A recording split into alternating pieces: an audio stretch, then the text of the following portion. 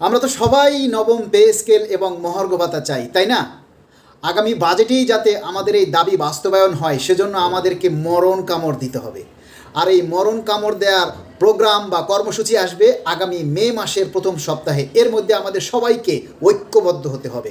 এবারে যদি আমরা ঐক্যবদ্ধভাবে এই মরণ কামড় দিতে না পারি তাহলে মন থেকে নবম পে কমিশন এবং মহার্ঘ ভাতার দাবি বাংলা সাবান কিনে ওয়াশ করে ধুয়ে ফেলে দিবেন।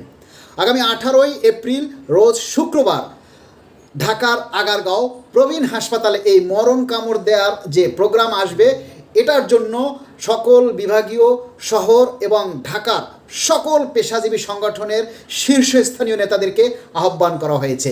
কোনো সংগঠন আলাদাভাবে নয়, প্রতিটা সংগঠনের শীর্ষস্থানীয় নেতাদেরকে এই সভায় যোগ দেওয়ার জন্য আহ্বান করা হয়েছে বাংলাদেশ সরকারি কর্মচারী দাবি আদায় ঐক্য পরিষদের পক্ষ থেকে।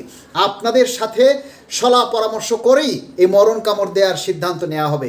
কারণ আমরা যতবারই প্রোগ্রাম দেই সেটা সফল হয় না, কারণ আমাদের অনুপস্থিতির কারণে।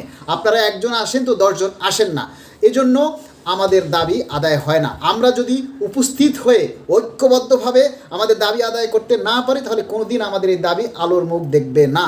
সিদ্ধান্ত আপনার। আমি যাচ্ছি, আপনি আসবেন তো? ও সরি, আমাদের দাবির কথা শুনলে তো আবার কেউ শেয়ার করেন না।